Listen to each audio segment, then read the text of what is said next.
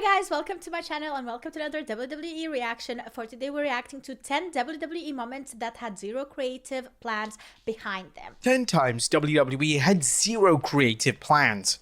Number 10, Otis winning the Money in the Bank briefcase.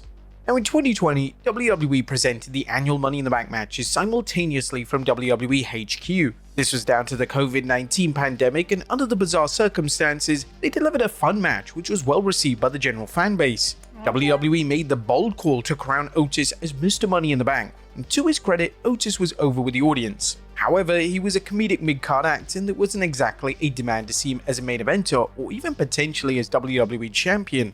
According to Otis, there was zero plans for him as Mr. Money in the Bank, and he only found out just before the match was taped. This was yet another case of Vince McMahon making huge creative moves without having a plan in place.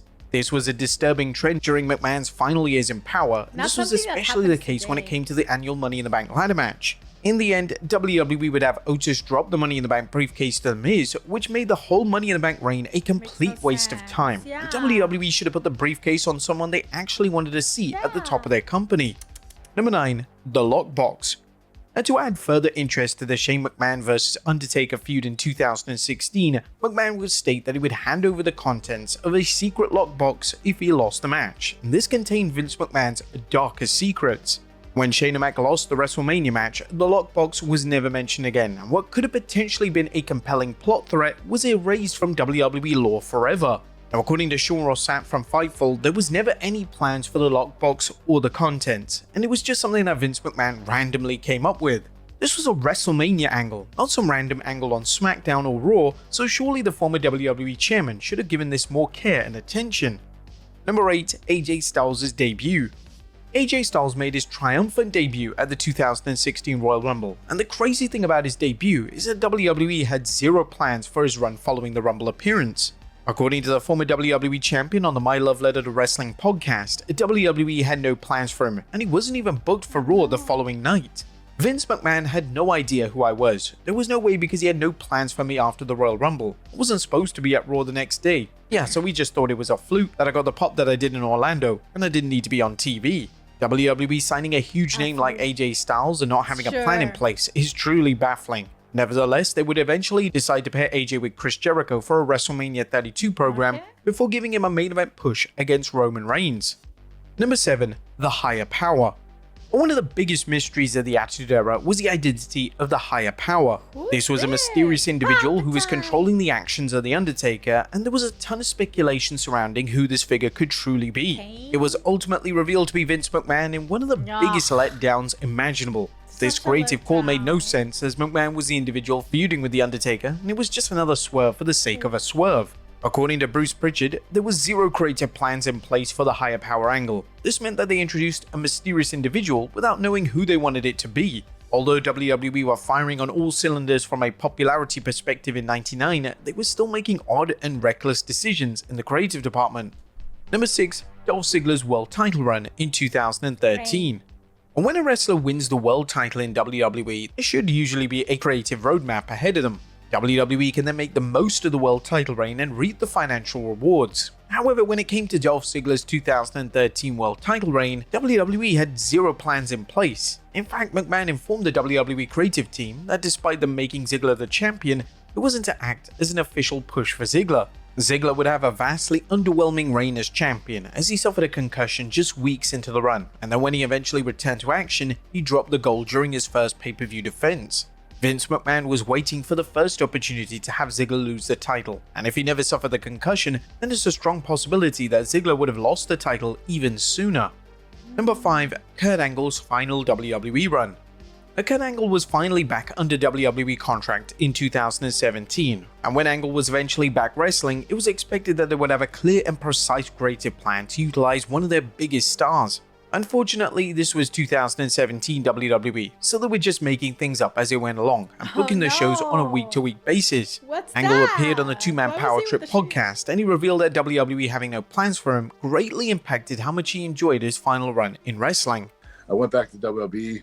It wasn't a big welcome home. It was more of a, we're going to show you what you did when you left us, and I didn't have any hard feelings about it, but Vince McMahon just didn't have any plans for me, and I was doing more jobs than I was winning, and I don't blame him for that. I left the company high and dry in 2006, and coming back to retire, I think he felt that I was a little bit of a liability because of my broken necks.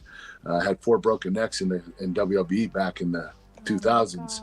And I also had a painkiller problem that I actually, got myself out of. But I think that he felt I was a little bit of a liability. So he didn't want to utilize me the way he should have. Whilst this run was indeed a disappointment, it thankfully didn't impact Angle's legacy, as he's still considered by many to be one of the greatest of all time. Number 4, Seth Rollins in 2014.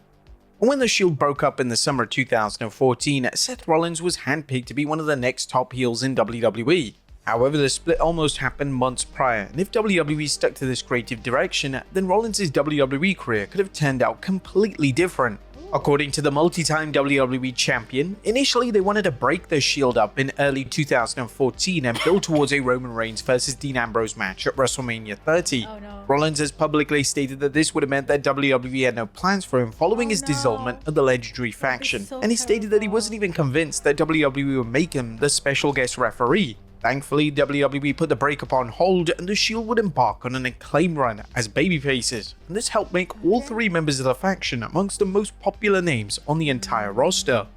Number 3, Men's Money in the Bank briefcase in 2024. Triple H was put in a difficult creative position at the 2024 Money in the Bank event. He had no creative plans for the men's briefcase, and this was likely because he wanted 2 long-term world champions. According to reports, WWE did consider Jey Uso to win the briefcase, yet due to them having no plans for a successful cash-in, they ultimately decided to go with Drew McIntyre. McIntyre would then cash in on the same night and would lose his cash-in thanks to interference from CM Punk. This creative call received widespread criticism as it was seen by many fans as a waste of the Money in the Bank briefcase. If Triple H had no plans for the briefcase, then there must have been a better option than to use it to further a feud that was already red hot and didn't need the Money in the Bank to elevate it any further. Number 2, the anonymous Raw General Manager. WWE tried to do something new with the Raw General Manager format in 2010, as it had an anonymous individual become the Raw General Manager. Michael Cole would then read emails from this mysterious individual, and over time, there became rampant speculation surrounding who this was going to be. Sadly, the WWE had no plans for the identity of the GM, and according to former producer Arn Anderson on his podcast, nobody in creative knew how to handle a story. I hated it. I think it was when everyone was drawing a blank on what to do next, and we were running through angles. It all stems back to having that big show, that pay-per-view, every single month. There was never a plan for that to ever become anyone, so there was no grand scheme of things either. WWE would eventually reveal the individual responsible to be Hornswoggle, which was a bizarre move and just showed how ridiculous the entire angle was. And number 1, WrestleMania 40. Cody Rhodes' fan support was so strong at the start of 2024 that his popularity forced WWE to change the WrestleMania 40 main event. The planned Night 2 main event for the biggest WrestleMania of all time was The Rock vs Roman Reigns. However, the way WWE handled this was appalling, and fans called out WWE for dropping the ball with Rhodes. The disdain became so heated that the segment in which Rhodes surrendered his WrestleMania spot ended up being the most disliked video of all time on WWE's YouTube channel. The original plans for WrestleMania 40 looked to be Rhodes vs Seth Rollins for the world title, but this was never confirmed, and according to Rhodes, the original plan would have made fans even angrier. Another sign that WWE had no plans was when The Rock confirmed his WrestleMania availability, but this would have left the other top stars off the card, most notably Drew McIntyre. McIntyre was booked to face Rollins for the world title on the show, yet if Rhodes took McIntyre's place, then where would this have left McIntyre? WWE was in truly a state of flux, and it was the smartest move that they could have made when they rearranged the WrestleMania match card. But there you have it, folks. 10 times WWE had zero creative plans. Be sure to leave your comments down below. I'll see you next time with some more wrestling content. I mean, they have been planning Roman Reigns versus The Rock for a while now. People want to see that. However, the timing was not right. Everybody wanted Cody to finish his story. And the fact that they didn't realize how much it is important for us to actually have an ending to a story that is ongoing for years, is baffling. Like, you cannot do that. We have invested our time, our emotions into it, and then you want to like just slap us in the face and bring us something that, yeah, we do want, but not right now. Right now our focus is on something else. So I do see WrestleMania 41 having something to do with The Rock versus Roman Reigns, or something along those lines. Solo Sikoa, new bloodline, old bloodline. Like, I don't know, something needs to happen, and probably The Rock is gonna be back into it. I think Cody finishing his story was amazing, but now Cody needs a new story. This old feud with Kevin Owens is also really cool. However, we want more. However, I do think that they have been doing such an amazing job with these stories. A lot of these stories have been long format. I do wish we have new stories that give us like this short format type of satisfaction more often. And I do see that happening in the last couple of months, a bit here and there.